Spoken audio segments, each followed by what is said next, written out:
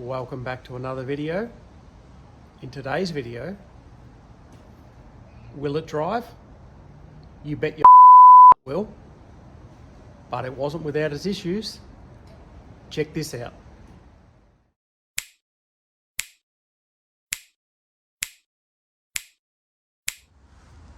Righto. The first thing that needs to be done in order to get this mobile again is I need some fine adjustment on our shifter there. So there's like, half a mil needs to be taken off on a few of the gates.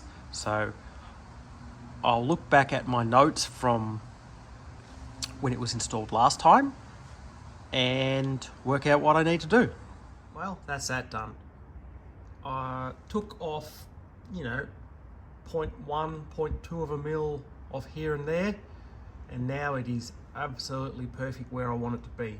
So now it's got to come out again and retighten all the bolts, but before that I want to repaint the plate because it got a bit scuffed up during the process because I put it in a vise and I used the angle grinder to grind it down where I needed. So that's got to come back out and clean it up, put it back together, put it in, and then it can be riveted in for the last time. All right, that is now back together and back in the car for the 88th time. It's been in and out so many times, I can't believe it. I did install it all and I missed a washer that bolts the shifter to that plate there, so all had to come back out again so I could put that washer on. It's on now. Now all I have to do is, well, originally that's riveted all the way around and I don't have rivets that big, so I'm going to have to use small screws and nuts and that'll hold it in, and in that case it will be able to come out again if need be instead of drilling rivets out. So we'll get the screws in and on to the next thing. Well, all those screws are done up properly. Shifter is now installed, hopefully for the last time. Now they were a bit of a pain in the bum as I have got nuts underneath, and trying to do that and hold the top side by yourself is almost impossible. So what I've done was just a small pair of vice grips on the head of the nut underneath, tightened them up. And that's taken a while, but it's done now and hopefully it doesn't have to come out again. The neutral safety switch is also in. I'll give you a look from underneath to see what it looks like. Here's the underside. So you can see nuts all the way around, screwed in properly. And there's a part of the shifter connection, which then goes all the way up to the front of the transmission and connects on. So now I'll show you shifting through the gears and how precise it is. So we obviously start off in park, we go to reverse, neutral, drive, third, second, and then into first. Then we get back up to park with no dramas, whereas before I had to take that little bit off a bit of the gates. Park just quite wasn't going back in. I had to bang it forward to get it in. But now it is schmicko. Now that the shifter's sorted, we're going to get to the next thing, which is the tail shaft. So that's got to go back in, but not only does that have to go back in, all the handbrake and everything has to be done as well under there. So tail shaft's got to go in and then the handbrake. So can't be the other way around because I'll never get it in. So I'll show you what it's like underneath there.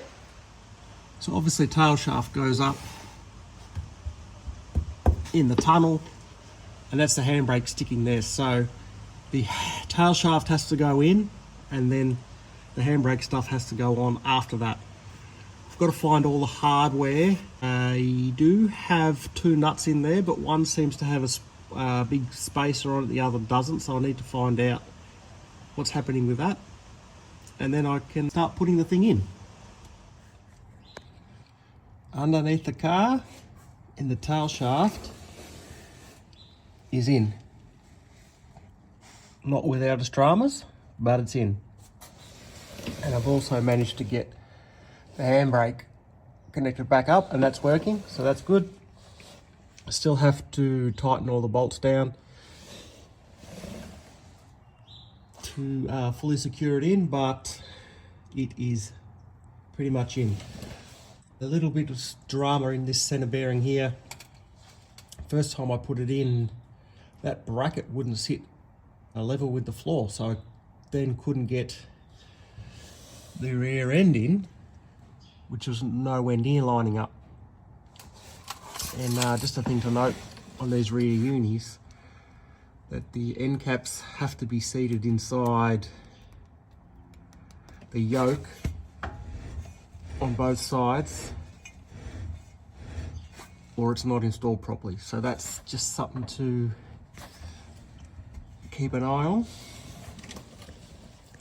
But back to the center mount, I found that other space up lying under the car.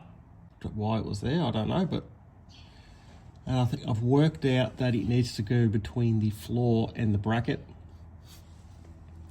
because if it was sitting on top of here, it's not really doing anything, so it's got to be for something. So it has to go between the floor and the bracket.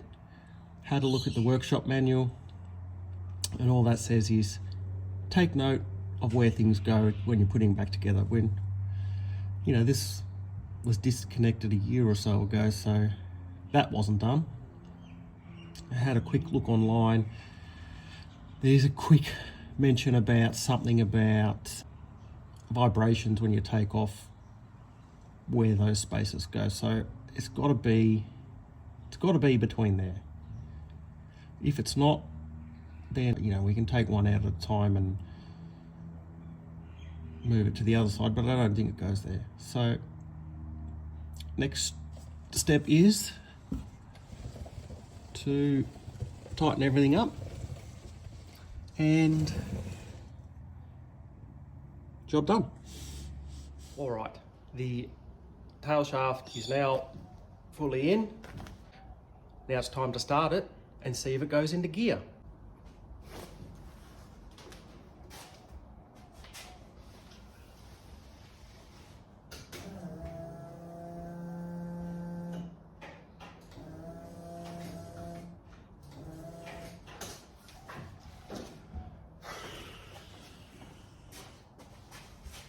Well, I have an in part.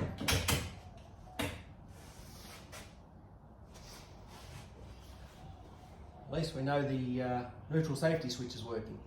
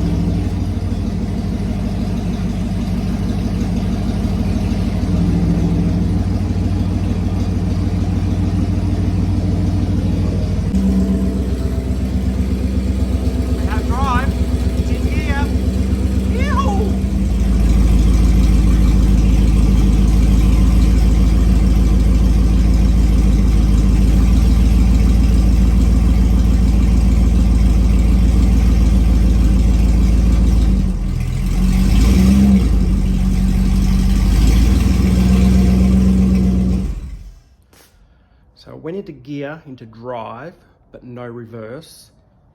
Let's check the dipstick, because it would have started pumping around. It's probably dropped down a hell of a lot. So let's take a gander at that. Dipstick's gone down to nothing, so we need more fluid. While I'm waiting for that fluid to drain down the tube, I put another 2 litres in, so that will be 6 in total.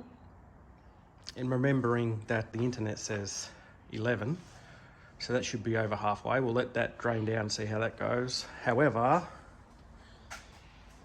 my trans fitting here for the trans cooler is still leaking, so it appears as though the top one might be the in and the bottom one may be the out, so I may just swap those fittings around or have to do a better flare on the end of that one because it's not doing any good at the moment. So we'll let that fluid drain down and see where we're at. Okay, we're starting back up again. Let's have a look now.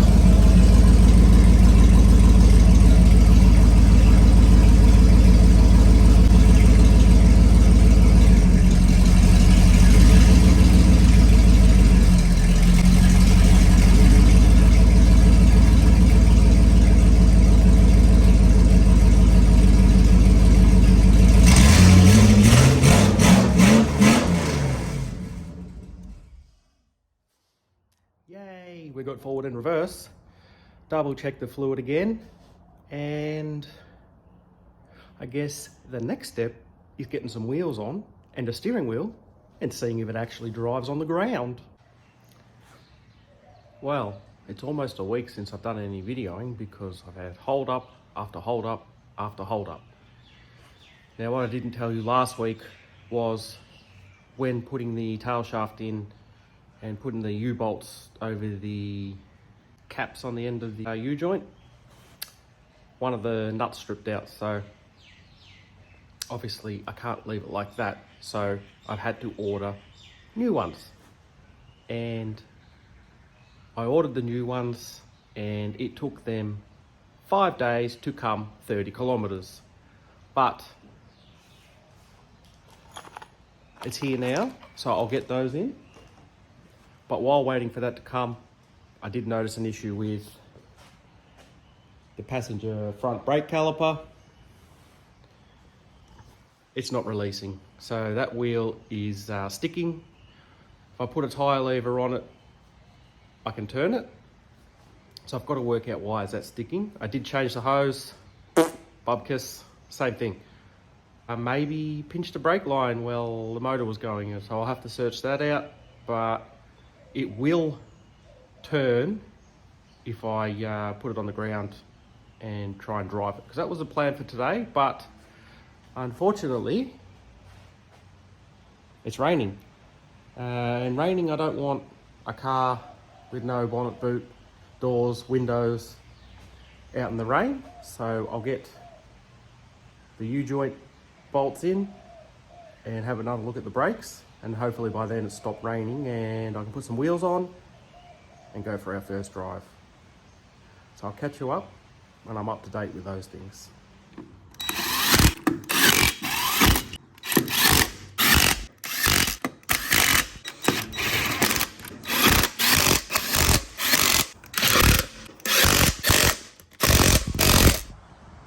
Well, there you have it. First time on the ground in what month are we? End of July. 8-9 months. Let's put the steering wheel on properly and go from there.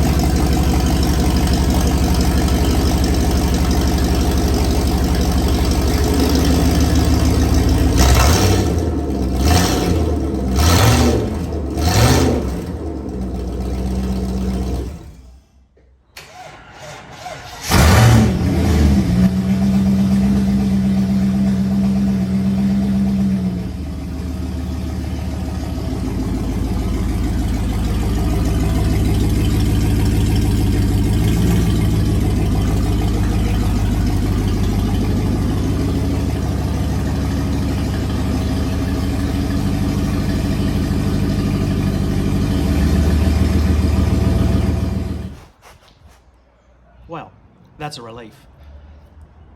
That brake caliper had me ready to throw in the towel. I tell you, 2 weeks I've spent trying to free that up before I decided that the darn thing needs to be rebuilt. So it drives, it runs. Now we just got to finish the rest of it. It did manage to stop the flow of that transmission leak. I have ordered a new barb to go in the radiator. Hopefully that fits when it comes. So I just had it on the top, changed it to the bottom, and it's just like a weeping now, not full flow, crazy transmission fluid everywhere. The brakes are actually not too bad. Thought they were going to be a bit worse because I've had a hell of a time trying to bleed those things as well, especially with the amount of times that caliper's been off. But runs, drives, what's next? Let's try exhaust, eh? Because it's darn loud the way it is. So, yay, it runs and drives. Thanks for watching. Hit that subscribe button. I'm close to 1,000. If you can get me over the line, be much appreciated. And we'll see you next time. Ciao, ciao.